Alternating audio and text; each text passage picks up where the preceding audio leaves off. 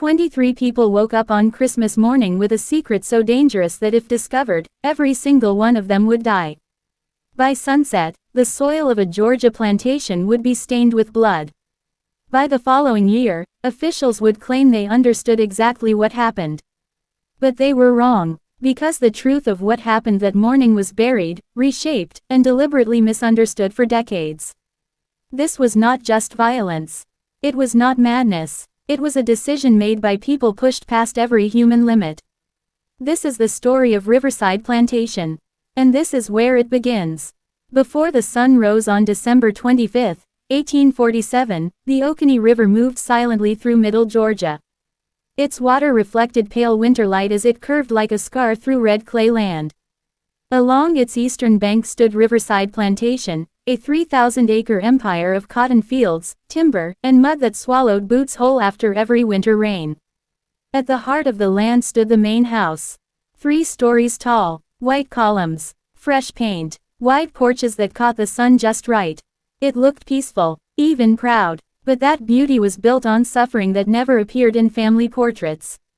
Riverside had belonged to the Hartwell family for 42 years. 3 generations of wealth grown from forced labor. By 1847, the plantation was run by James Hartwell III. He was 41 years old and believed deeply in control. Not respect, not mercy, control. Hartwell liked to say a small plantation was easier to manage, easier to watch, easier to discipline. Riverside held only 23 enslaved people, far fewer than the massive coastal operations near Savannah. But those 23 lived under constant pressure, constant observation, constant fear. Their cabins stood behind the main house in a narrow row like an afterthought. Rough wooden structures with gaps in the walls that let winter wind cut through skin and bone. Each cabin held 3 to 6 people. Packed dirt floors turned to mud when rain slipped through broken roofs. 1 fireplace per cabin for heat and cooking. Firewood was rationed. Blankets were thin. Cold nights meant bodies pressed together just to survive. Among them was Samuel, 56 years old, born on the land. His hands were twisted from decades of cotton picking. His back permanently bent, but his mind remained sharp. He remembered James Hartwell II. He had watched the family grow richer while generations of people around him grew weaker. Younger workers often came to Samuel for advice.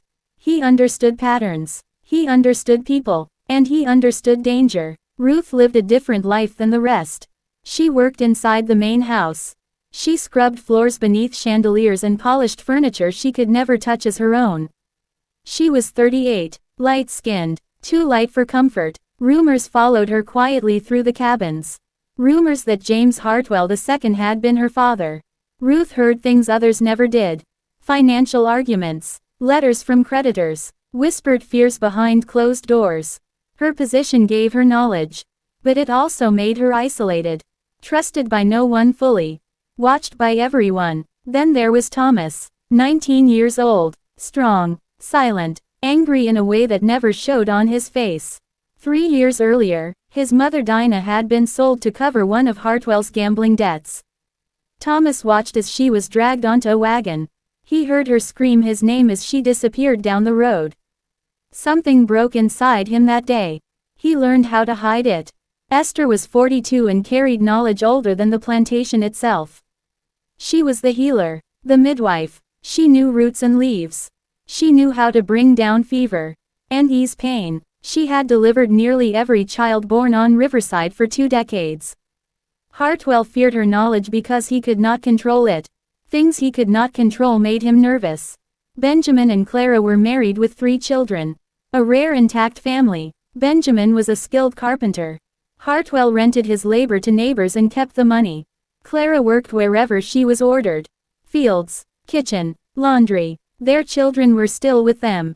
A fragile blessing that could be taken at any moment. Moses came from South Carolina 5 years earlier. He arrived with scars across his back and silence in his mouth. He spoke little of his past. But his eyes told stories he would not share. Over time, the others accepted him. Pain recognizes pain. 16-year-old Lily was beautiful in a way that invited danger. Her mother Sarah watched her constantly. Sarah understood the threat better than anyone. White men needed no permission. only opportunity. Jacob was the blacksmith, 50 years old, strong, intelligent. His forge kept the plantation running. Tools, hinges, horseshoes. Hartwell knew Jacob's value. That knowledge gave Jacob a tiny measure of protection. A dangerous kind. The rest of the community included patients. Hannah, Daniel, Elijah, Rebecca, Nathan, Grace, Joseph, Martha, Abigail, Caleb, young and old, each carrying private grief, each holding their breath through every day. Over them all stood James Hartwell III. Pale blue eyes, cold voice, discipline without compassion. His wife Margaret managed the household efficiently. She was not cruel by intention. She simply never questioned the system that fed her comfort. The overseer Dutch Keller lived near the edge of the property. 35, calm, methodical. His whip was used rarely. But when it was used, everyone remembered. The winter of 1847 was brutal. Early frost ruined part of the cotton crop. Hartwell was already in debt. The loss made him desperate. He pushed harder, reduced food, extended hours, took away every small mercy. By December, exhaustion hung over the cabins like a sickness. Bodies broke faster than they could heal. Injuries piled up. Rest was forbidden. And beneath the silence, something else was growing. On Christmas morning, 23 people would make a decision. And Georgia would never tell the story the same way again. Part 2. Hopelessness does not arrive all at once. It seeps in slowly, quietly, until one day people realize they are breathing, working, and suffering without any belief that tomorrow can ever be different. By the winter of 1847, that feeling had settled deep inside the cabins at Riverside Plantation. The physical pain was obvious. Cracked hands, bleeding fingers, backs that never stopped aching. But the psychological toll was worse. It lived behind tired eyes and hollow stares. It showed itself in the way people stopped talking about the future. Stopped dreaming, stopped hoping. Some of the older workers spoke in whispers about people they had known who simply faded away. Not beaten to death, not killed by illness. They just gave up. Their bodies kept moving, but their spirit was gone. Within months they were dead. That kind of death terrified everyone more than the whip. Because it meant something inside a person could be destroyed completely, even if their heart still beat. Christmas had always carried tension at Riverside. On most plantations in Georgia, enslaved people were given a few days of rest during the holiday. Not out of kindness, but because it kept the system running. A small release of pressure prevented larger explosions later. James Hartwell believed the opposite. He believed rest led to rebellion. He believed gatherings led to dangerous conversations. He believed memories of humanity were more threatening than anger. So Christmas at Riverside was no different than any other workday. Sometimes there was a slightly larger meal in the evening. That was it. Other plantation owners criticized him quietly. Even men who had no problem with slavery thought Hartwell was pushing too hard, creating unnecessary risk. But Hartwell dismissed them all. He believed fear was the strongest form of control. On Christmas Eve, 1847, he decided to remind everyone who held power. As the sun sank low and the cold deepened, Hartwell ordered all 23 enslaved people to gather in the yard between the cabins and the main house. Dutch Keller stood nearby. Margaret Hartwell watched from the porch, her arms folded tightly against the cold. Hartwell stood above them on the porch steps. The height was intentional. Everything about the moment was calculated. Tomorrow, he announced, would not be a day of rest. Instead, they would begin clearing a new field on the eastern edge of the property. Brush, trees, rocks, frozen ground, every able body from dawn until well after dark.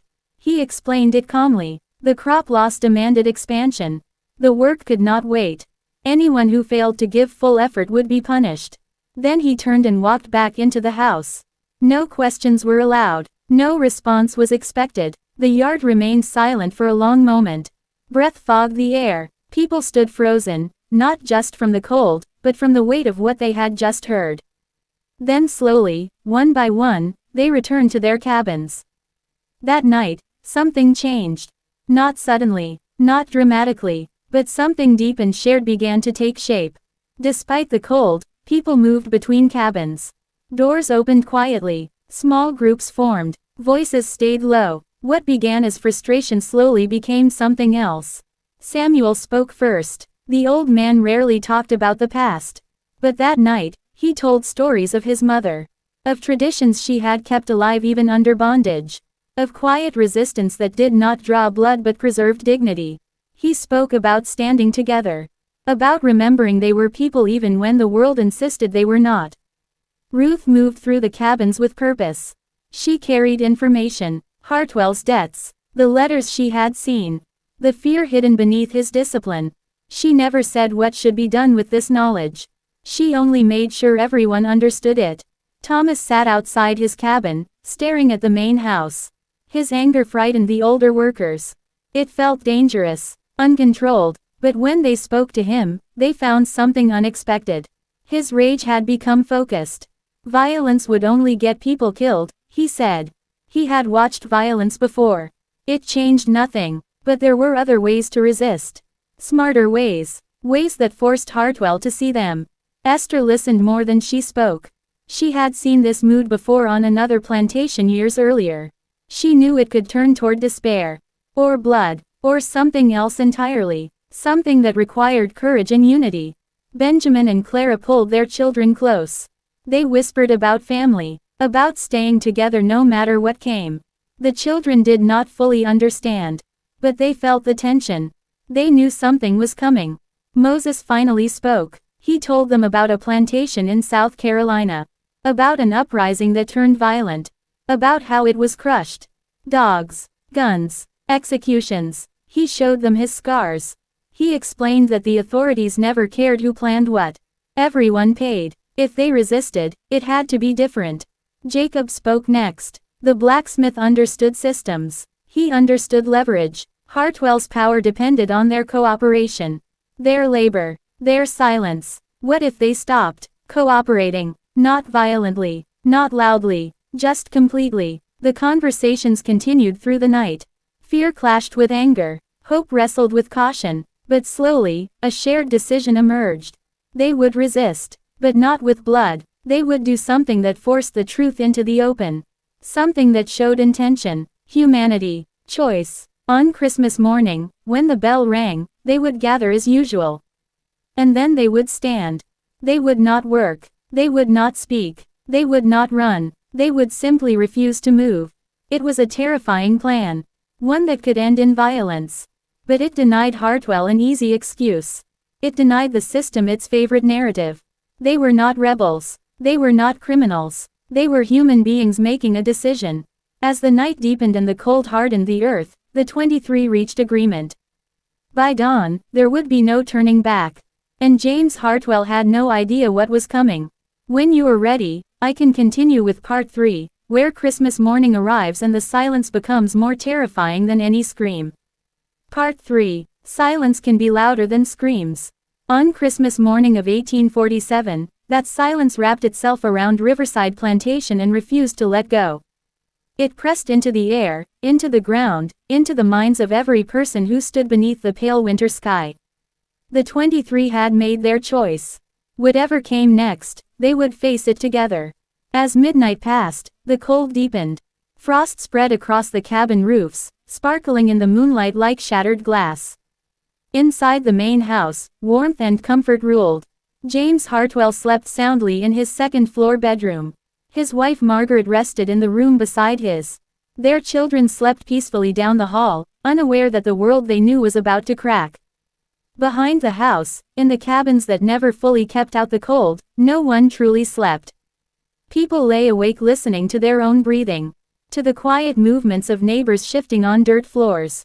To the distant sounds of the river moving through the dark. Fear was present, but it was shared fear. And shared fear feels different. It feels stronger. Christmas morning came with a weak gray light. The fields looked almost beautiful, coated in frost that glittered as the sun slowly rose. The air was so cold it burned exposed skin. Every breath formed thick clouds. The bell that normally rang at 5 in the morning stayed silent. Not by choice. Dutch Keller had overslept, his body tricked by the holiday. In the cabins, no one needed the bell. They were already awake, already dressed in their warmest clothes, already preparing their minds. They gathered quietly. Samuel spoke a prayer, his voice low but steady. He asked for strength, for courage, for unity. He asked that no matter what happened, they would not abandon one another. At 5:30, the bell finally rang. The sound cut through the cold air, sharp and familiar. Normally it meant panic and movement. Scrambling for tools, running to avoid punishment. This morning, it meant something else. Doors opened slowly. One by one, people stepped into the yard. No tools, no bundles, just bodies. They gathered between the cabins and the main house and formed a loose semicircle facing the white columns. Then they stopped. They stood still. They said nothing. Dutch Keller noticed immediately. This was wrong. The routine was broken. No tools were being collected. No work groups forming. No voices. Just 23 people standing in silence. Dutch walked toward them and demanded an explanation. No one answered. Not a word. Not even eye contact. The silence unnerved him more than shouting ever could. He turned and hurried to the main house. He knocked hard on the door. After several long minutes, Margaret Hartwell opened it. She was still in her nightclothes, hair loose, confusion on her face. Dutch explained quickly. His voice was tight. Margaret's face drained of color. She went upstairs immediately. James Hartwell came down moments later, fully dressed, irritation already etched into his features. He stepped onto the porch. And froze. 23 people stood in the yard. Not working, not moving, not speaking. They faced the house with empty hands and calm expressions. For a moment, Hartwell could not understand what he was seeing. Then his face turned red with rage. He shouted. He ordered them to work. He threatened punishment. He promised suffering. He warned of being sold south where conditions were worse. His voice echoed across the yard and vanished into the frozen fields. No one moved. No one spoke. Hartwell tried again. Louder. More personal. He called out names. Samuel. Silence. Ruth. Silence. Thomas. Silence. The stillness was absolute. Hartwell had dealt with resistance before. Arguments. Anger. Tears. Those made sense to him. Those justified violence. But this was different. This was control slipping through his fingers, quietly and completely. Margaret appeared behind him on the porch. She took in the scene and felt something shift in her chest. She gathered the children and took them upstairs. She understood something her husband did not. The old rules were failing. For 3 hours, the standoff continued. Hartwell raged, then reasoned, then promised, then threatened again. He swore things would improve if they returned to work. He swore lives would be destroyed if they did not. Nothing changed. The sun climbed higher. Frost melted. Boots stayed planted. Dutch Keller stood nearby, his hand resting on the whip, but he did not use it.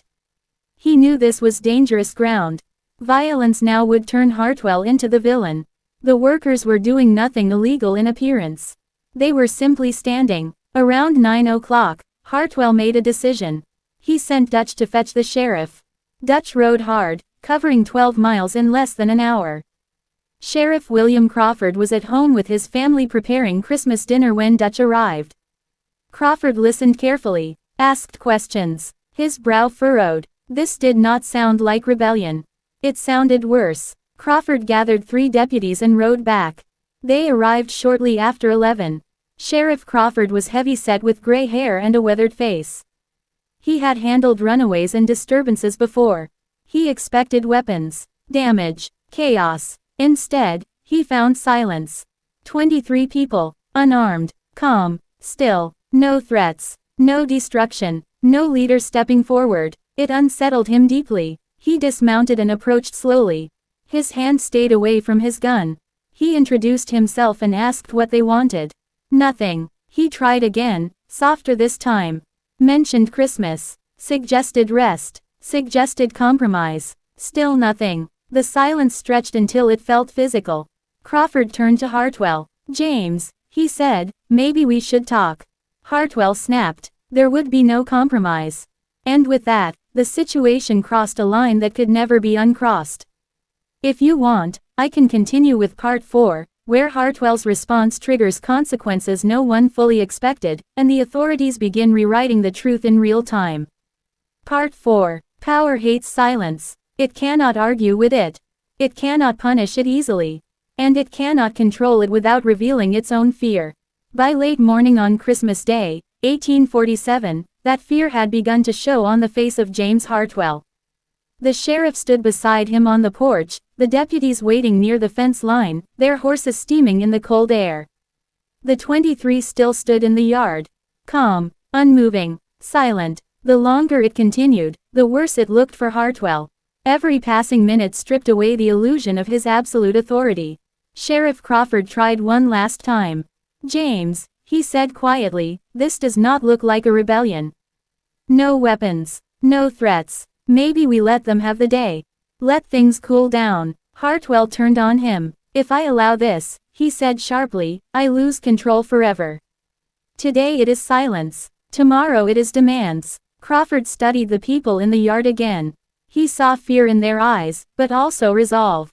This was not chaos. This was discipline. "James," he said, "you need to understand how this appears. They are doing nothing. If force is used, questions will be asked." Hartwell did not care. He stepped forward to the edge of the porch and raised his voice. "You will return to work now," he shouted, "or you will be punished as conspirators. Every one of you." No response. The silence pressed in harder than before. Hartwell's hands shook. His authority had never been challenged like this. He had built his life on obedience. On the belief that fear would always win. He turned to Dutch Keller. "Bring Jacob," he said. The blacksmith. Dutch hesitated. He knew why Jacob was chosen. Hartwell believed breaking one would break them all. Jacob was escorted to the porch. He stood tall. His face showed no emotion. Hartwell leaned forward. "You have influence here," Hartwell said. "Tell them to move." Jacob said nothing. Hartwell's voice dropped. "If you do not speak, I will sell your wife south by week's end." Jacob did not move. The threat hung in the air. Everyone heard it. Mothers clutched children tighter. Breath caught in chests. Still no one spoke. Hartwell's face twisted with fury. "Enough," he shouted. He turned to Sheriff Crawford. "I am invoking my legal right to discipline my property." Crawford stiffened. "James," he warned, "if blood is spilled today, this will not stay quiet." Hartwell waved him off. "Dutch," he said, "choose one. Make an example." Dutch Keller froze. This was the moment he had feared. The wrong move here would echo far beyond Riverside. He looked at the silent group. He saw Samuel, Ruth, Thomas, Esther, children standing beside parents. Not defiant, not begging, waiting. Dutch cleared his throat. "James," he said slowly, "I do not think this will go the way you expect." Hartwell stepped closer to him. "Do it." The sheriff watched carefully. His deputies tensed. This was the edge of something dangerous. Dutch finally stepped forward. He pointed. Elijah. A young man stepped forward without hesitation. He did not look back. He did not resist. He simply walked. The crowd did not move. But something passed between them. Strength. Resolve. Elijah was tied to the post near the barn. Hartwell nodded. "Proceed." Dutch raised the whip. And then something unexpected happened. Before the whip could fall, Esther stepped forward. She did not speak loudly. She did not shout. But she broke the silence. "If you strike him," she said calmly, "you will strike us all." Hartwell spun toward her. "Get back." Esther did not move. Samuel stepped forward beside her. So did Ruth. Then Benjamin, Clara, Moses, Thomas. One by one, the 23 closed ranks. No threats. No violence. Just presence. The sheriff stepped between Hartwell and the group. "James, this stops now." Hartwell stared at him in disbelief. "You would side with them." "I am preventing something you cannot undo," Crawford replied. Hartwell looked around. Neighbors had begun to gather at the edge of the property. Word traveled fast. Christmas Day. Something wrong at Riverside. Witnesses. Hartwell understood too late. Force now would destroy him. He clenched his jaw. Untie him. Dutch lowered the whip. Elijah was released. The yard remained silent. Crawford turned to the group. "You need to understand," he said carefully, "refusing to work is unlawful." No response. Crawford sighed. "James," he said, "I recommend giving them the day. We will revisit this after Christmas." Hartwell wanted to scream, but he nodded. "Get off my yard," he snapped at the group. "Go back to your cabins." Slowly, together, the 23 turned and walked away. They had won nothing, and everything, because something had broken. That afternoon, word spread across the county. Not rebellion, not violence, silence. Other plantation owners laughed nervously. Some dismissed it, others felt a chill they could not explain. James Hartwell spent the evening pacing his house. Drinking, planning. He would not allow this to stand. And by the next morning, the truth would begin to be rewritten. If you want, I can continue with part 5, where retaliation begins quietly, records are altered, and the long shadow of Christmas morning starts to take shape across Georgia. Part 5. The most dangerous moment is not when power is challenged. It is when power smiles, nods, and pretends to accept defeat. Christmas Day ended at Riverside Plantation without bloodshed. Outsiders would later call it a peaceful resolution. A misunderstanding. A brief disturbance handled calmly by local authorities. That version of events was a lie. By nightfall, James Hartwell had already decided that silence would never defeat him again. Inside the main house, the fire burned bright. Margaret sat with the children in the parlor, reading softly, trying to restore the feeling of normalcy. Hartwell paced the floor like a trapped animal. His pride had been wounded in front of witnesses, neighbors, a sheriff, his overseer. He had been humiliated, and humiliation was something Hartwell could not forgive. That night, he did not sleep. He poured drink after drink and replayed the morning again and again. The stillness, the way they stood together, the way they looked at him without fear. That silence had stripped him bare. Before dawn, he began writing letters. Not angry letters, careful ones. He wrote to neighboring plantation owners, framing the incident as an attempted work stoppage stirred by outside influence. He wrote to the county clerk, documenting concerns about insubordination. He wrote to a cousin in Savannah who had connections to slave traders. He did not describe violence. He described risk. By morning, retaliation had already begun. At the cabins, people sensed it immediately. The atmosphere had changed. The air felt heavier. Dutch Keller returned to his routines, but his eyes avoided theirs. Work resumed as normal. Tools were distributed. Fields were assigned. But small things were different. Rations were reduced. Not officially. Just slightly. Enough to weaken but not enough to draw attention. Firewood allotments were cut. Work hours extended. Esther noticed the change first. People were not healing as quickly. Injuries lingered. Fatigue deepened. Hartwell never spoke of Christmas again. But he remembered everything. Within days, he began isolating people quietly. Samuel was sent to work farther from the others. Ruth was removed from house duties and reassigned to the fields. Jacob was forbidden from leaving the plantation to do outside work.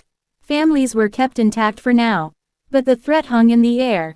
Then came the inspections. Sheriff Crawford returned the following week, officially to check records and ensure order.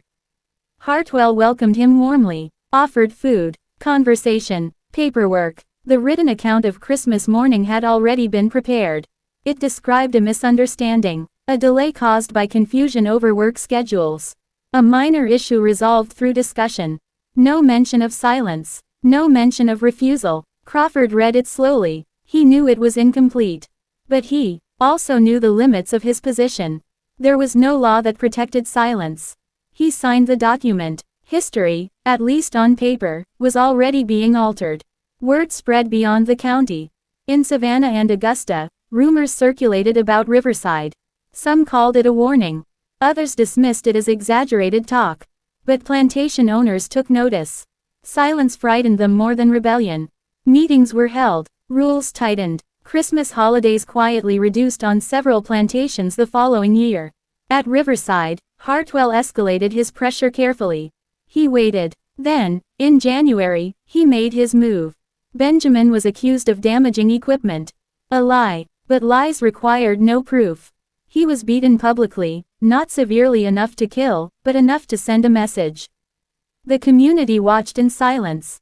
Hartwell smiled. A week later, Moses was accused of encouraging laziness. He was placed in chains overnight as punishment. Still, no one spoke. This frightened Hartwell more than resistance ever had. In February, he sold Elijah. No explanation. One morning, Elijah was gone. The children asked questions. The adults answered none. That night, grief spread quietly through the cabins.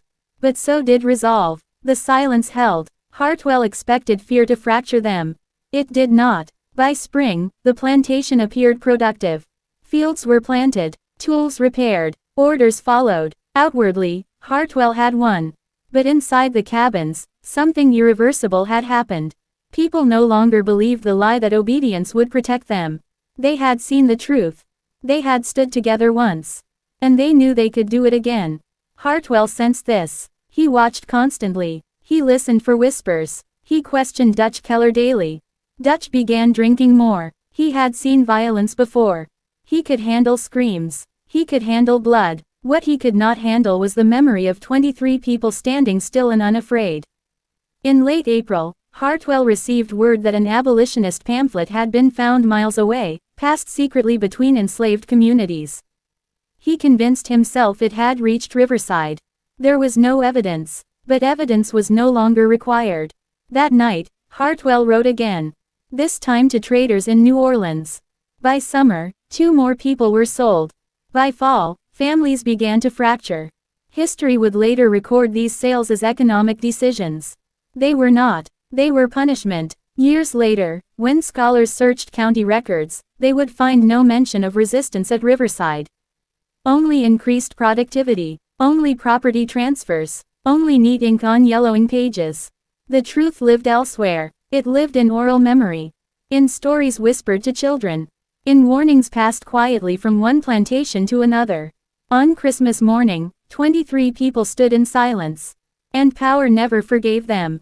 If you want, I can continue with part 6, where the long-term consequences spread beyond Riverside, and the truth begins to resurface in ways Hartwell never expected.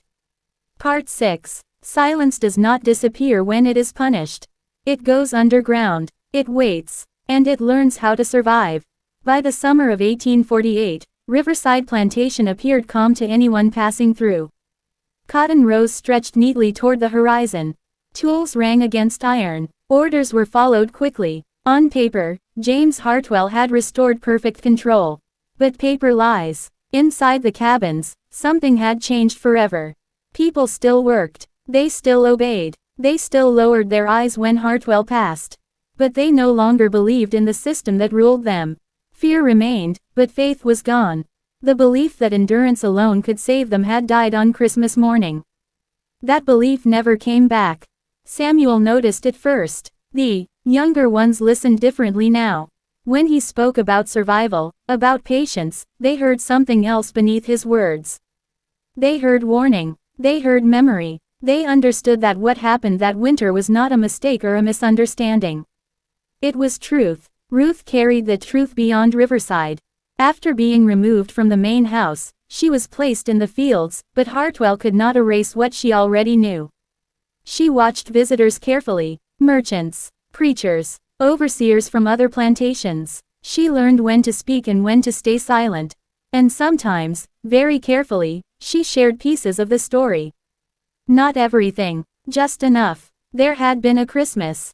There had been silence. There had been consequences. That was all it took. Word moved slowly, but it moved.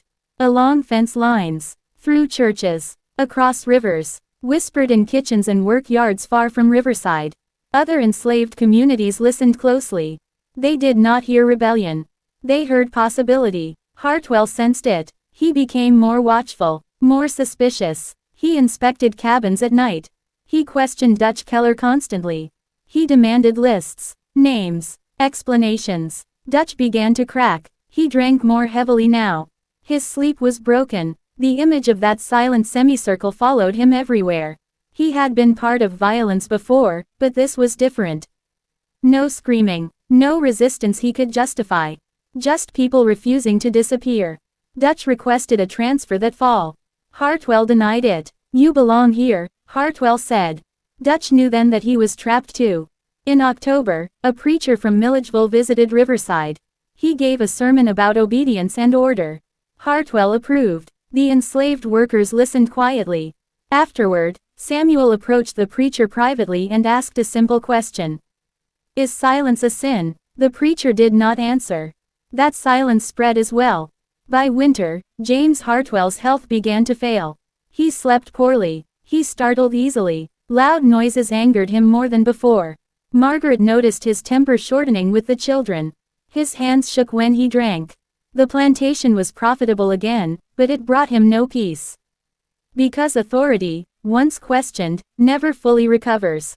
Records from the following years show small but telling changes. Increased spending on security, fewer outside hires, more purchases of chains and restraints.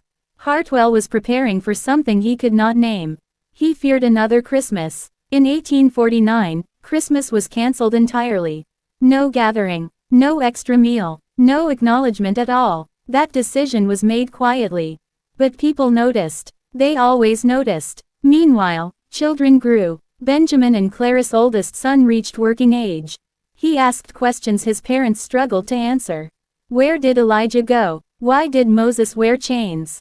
Why did Christmas disappear? Answers came slowly, carefully, but memory survived. In 1852, Samuel died. Not violently, not publicly. He lay down one night and did not wake up. The official record listed exhaustion. The cabins told a different story. They said his spirit was tired. But not broken. He had seen something rare. He had seen unity. He had carried that knowledge with him to the end. At his burial, no speeches were allowed. But eyes met, and everyone remembered. By the time Hartwell's son turned 18, Riverside was no longer spoken of openly. It became a place mentioned cautiously. A plantation where something strange had happened. Nothing written, nothing proven, just remembered. Hartwell died in 1856. A stroke, sudden, final. Margaret inherited the land and sold it within a year. Riverside Plantation changed hands 3 times before the Civil War. Each owner noticed the same thing. The workers were quiet, too quiet. They worked well, they followed orders, but they watched everything, and they stood together. After emancipation, former residents of Riverside scattered across Georgia.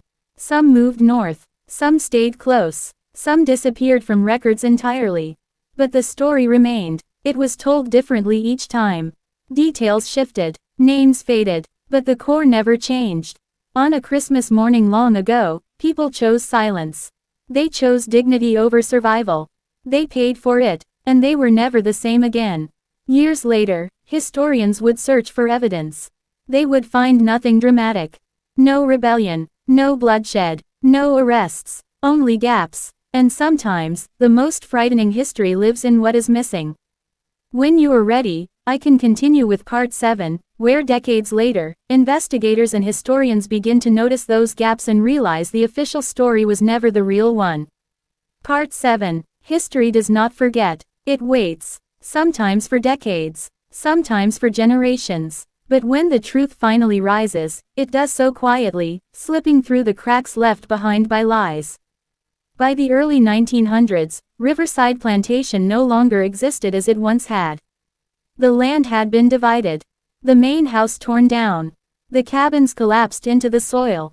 Cotton no longer grew where it once dominated the horizon.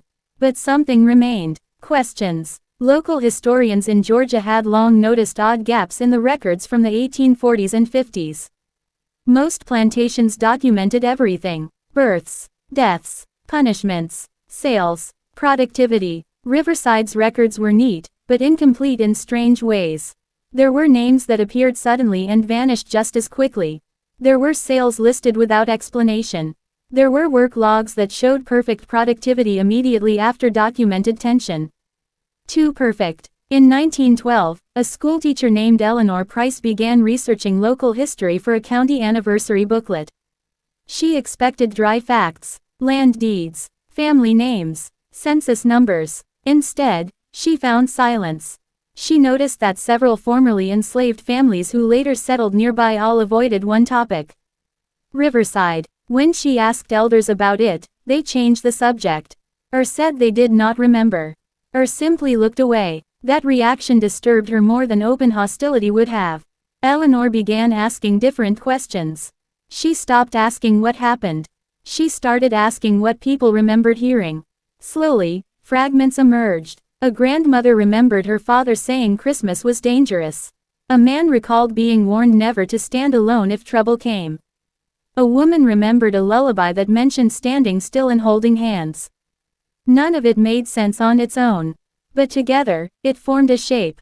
Eleanor searched courthouse archives. She found the sheriff's report from 1847. Calm language. No conflict. No issue. A routine misunderstanding. But she noticed something strange. The sheriff had written far more than necessary. It read like someone trying to convince himself. She compared Riverside to nearby plantations. Only Riverside showed sudden changes in policy without recorded cause. Increased security purchases. Fewer holidays. Higher turnover in enslaved people despite stable finances. Something had scared James Hartwell. Eleanor wrote letters to universities. She spoke with professors. Most dismissed her findings. No violence meant no story. No official rebellion meant no importance. But one historian did not. His name was Thomas Reed, a specialist in slave resistance. He believed resistance did not always look like violence. He believed silence could be a weapon. Reed traveled to Georgia in 1921. He walked the land where Riverside once stood. He spoke to families. He listened. And he began to hear the same story told differently. Always on Christmas. Always 23 people. Always silence. Never blood. Never shouting. Just standing. Reed published a short paper that year. It was largely ignored. But it planted a seed. Over the next decades, others followed. During the 1930s, Works Progress Administration interviews recorded former enslaved people telling stories of strange plantations. Places where silence saved lives. Where unity mattered more than speed or obedience. One unnamed speaker mentioned Riverside directly. He said they stood so still the white men did not know how to hurt them. That line haunted researchers. After World War II, interest in hidden histories grew. Scholars revisited old records with new eyes. They noticed patterns. Violence was always recorded. Silence was erased. In 1964, during the Civil Rights Movement, Riverside surfaced again.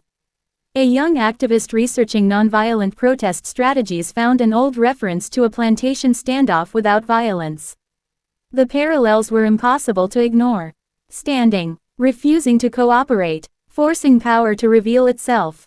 Riverside was never mentioned in textbooks. But its shadow lingered. By the 1980s, archaeologists began excavating parts of the land. They found no weapons, no mass graves, no evidence of rebellion. What they found instead were small objects. Handmade prayer tokens, carved symbols, a piece of wood with 23 notches burned into it. Memory. The final confirmation came unexpectedly. In 1992, a descendant of the Hartwell family donated private letters to a university archive. Among them was a letter James Hartwell had written but never sent. It spoke of fear, of control slipping, of a moment he could not forget. He wrote that they stood there and made him feel small. That letter changed everything. Historians now understood why the truth had taken so long to emerge. There had been nothing dramatic to record. No crime, no blood, just people choosing dignity in a system designed to erase it. Riverside was not remembered because it failed. It was forgotten because it succeeded.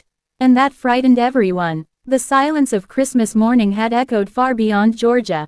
It had survived slavery. It had survived lies. It had survived time. And now, finally, it was being heard. When you are ready, I can continue with Part 8, where the meaning of Riverside collides with modern movements, and the true power of that silent stand becomes impossible to deny. Part 8. Some ghosts do not wear chains. Some walk beside us, unseen, waiting for the moment we finally understand who they are. By the late 20th century, Riverside was no longer just a forgotten plantation. It had become a symbol whispered about in classrooms, community meetings, and quiet academic circles. Not everyone believed the story, but those who did felt something deeper than curiosity. They felt recognition. In 1995, a small conference on nonviolent resistance was held in Atlanta. Scholars, activists, and students gathered to discuss the roots of peaceful protest in America. Most sessions focused on well-known movements and famous names. One presentation stood out. It was titled The Power of Silence. The speaker was a young historian named Marcus Hill. He spoke about Riverside without using dramatic language. He did not raise his voice. He simply described what happened on that Christmas morning long ago. 23 people stood together. They did not move. They did not speak. The room was completely still when he finished. An older woman in the audience began to cry. She later explained why. Her grandmother had taught her a rule as a child: when danger comes, stand close. Do not run. Do not shout. Let them see you together. Marcus realized then that Riverside was not a local story. It was a hidden tradition. Across the country, similar memories surfaced. In Mississippi, in South Carolina, in Louisiana, stories passed down quietly. Warnings wrapped inside songs and prayers. Lessons never explained fully. Until now, the horror of Riverside was not in what was done to people. It was in how clearly they understood what power feared most: unity. In the years that followed, Riverside began appearing in unexpected places. Art exhibits, poetry collections, college syllabi, not as a rebellion, but as a moment of refusal. Refusal to disappear. Refusal to perform fear. In 2001, a filmmaker attempted to create a documentary about Riverside. He filmed interviews, visited archives, walked the land.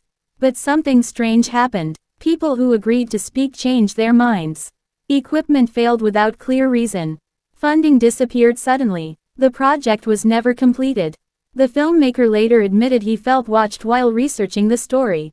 Not by people, by history. In 2008, a group of college students organized a silent protest on Christmas Day in front of a courthouse in Georgia.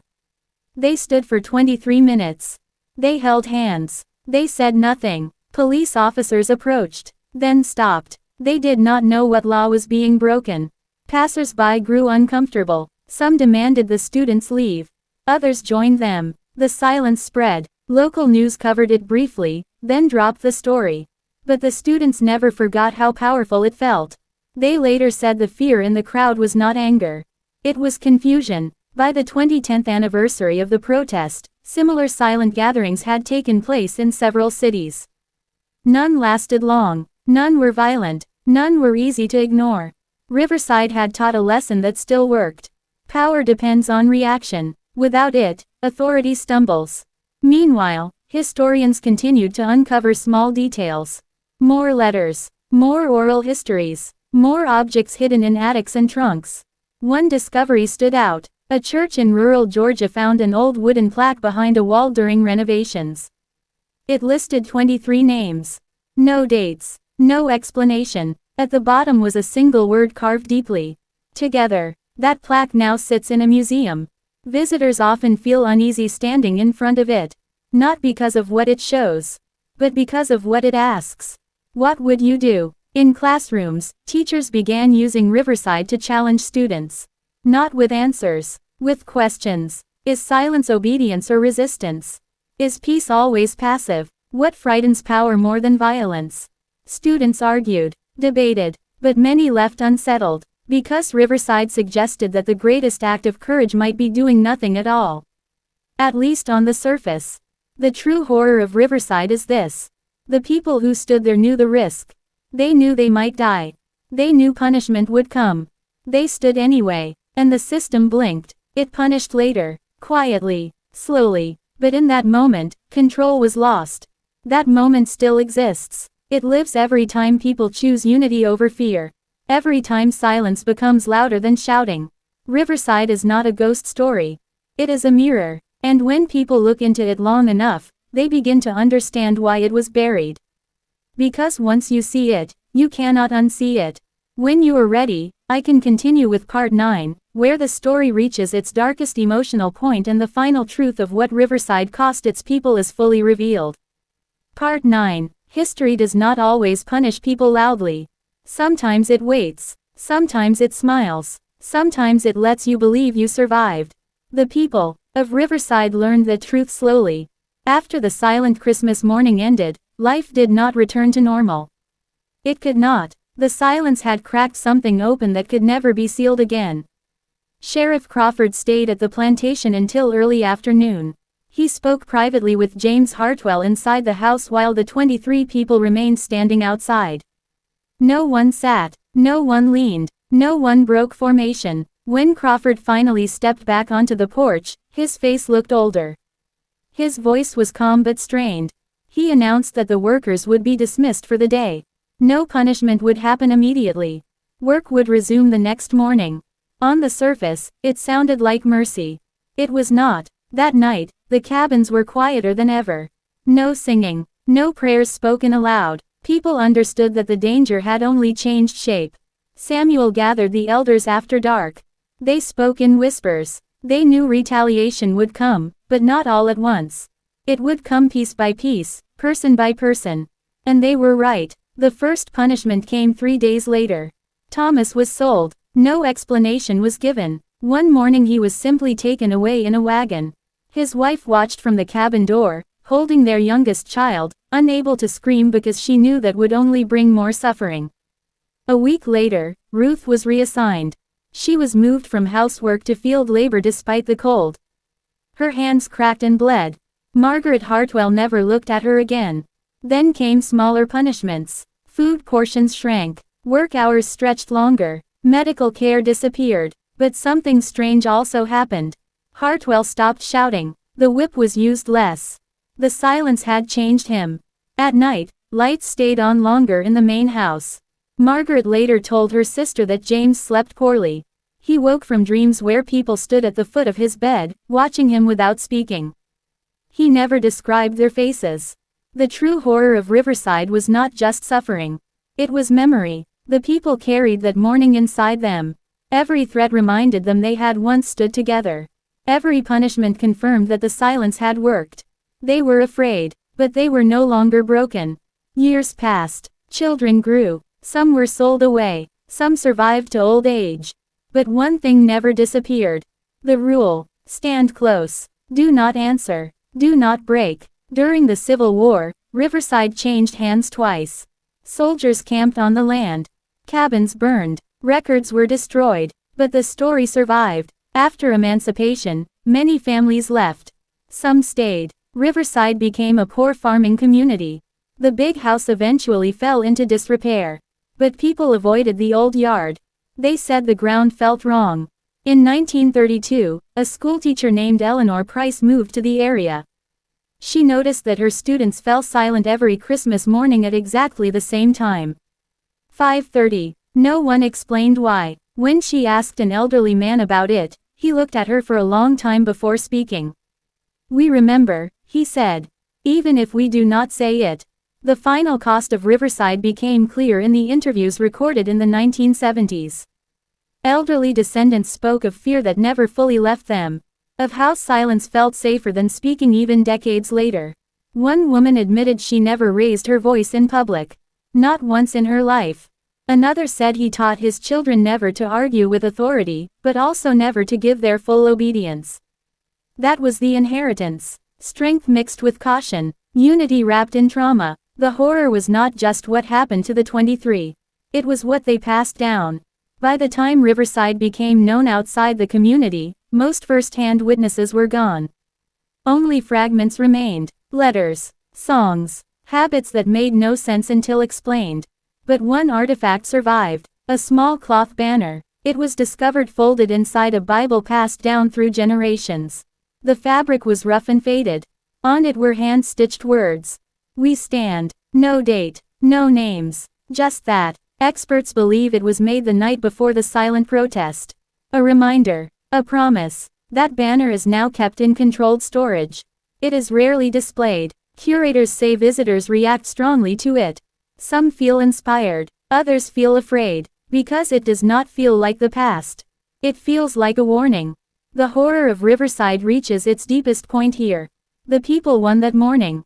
But victory did not protect them. It only proved something powerful enough to frighten those in control. And frightened systems always respond with cruelty. Yet even now, more than a century later, Riverside refuses to disappear. Every silent protest, every collective pause, every moment when people choose togetherness over reaction. It echoes, not loudly, but clearly. And the question it leaves behind is the most disturbing of all. If silence once shook an entire system, what would happen if it happened again? When you are ready, I can write Part 10 final, where the story closes and Riverside becomes a message directly to the viewer, turning history into a chilling call to reflection and action. Part 10 final. Some moments in history never die. Some moments do not fade with time, no matter how hard people try to erase them. The story of Riverside Plantation is one of those moments. Even after more than a century, the echoes of that silent Christmas morning linger in Georgia, in America, in the way people remember courage without violence and resistance without weapons.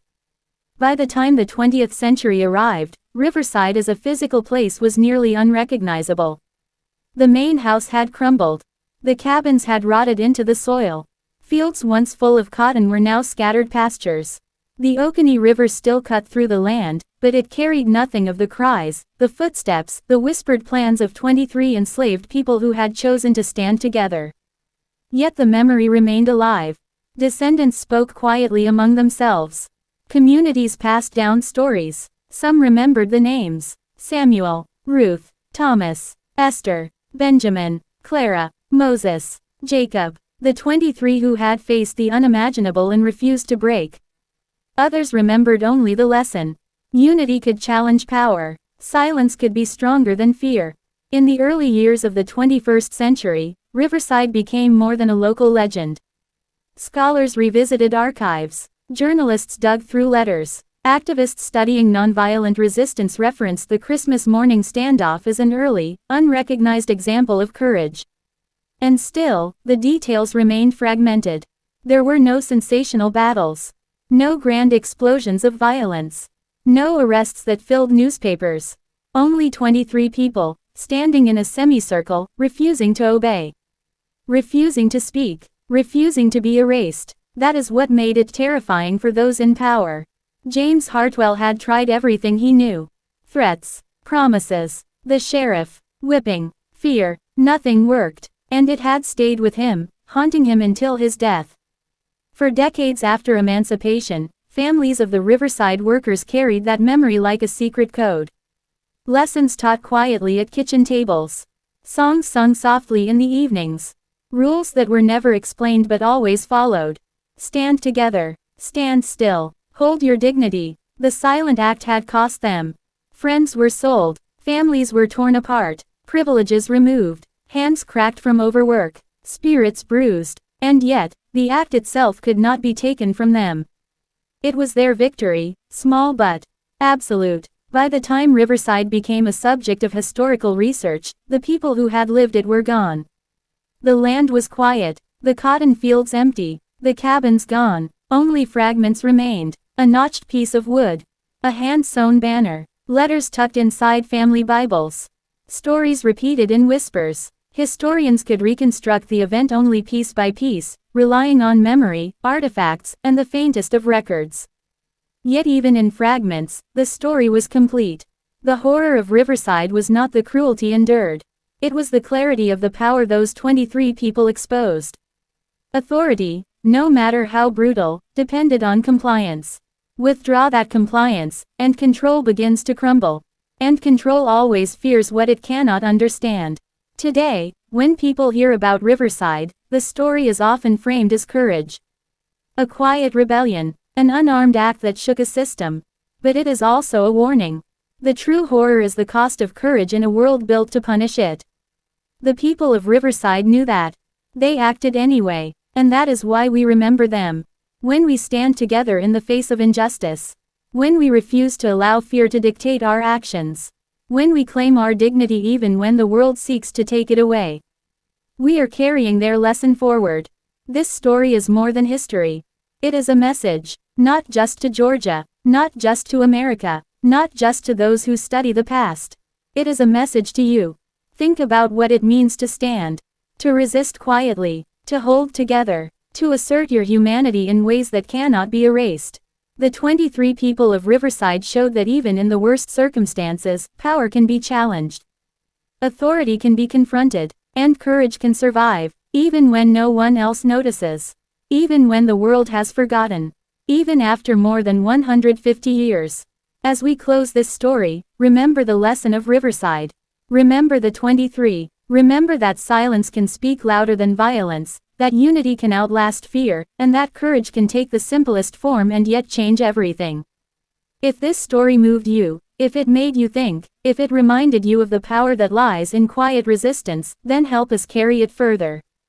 Subscribe to our channel for more stories from history that haunt, inspire, and challenge us. Share this video with someone who needs to hear it. Leave a comment below about what you felt when you heard the story of Riverside. Because stories like this do not belong to the past.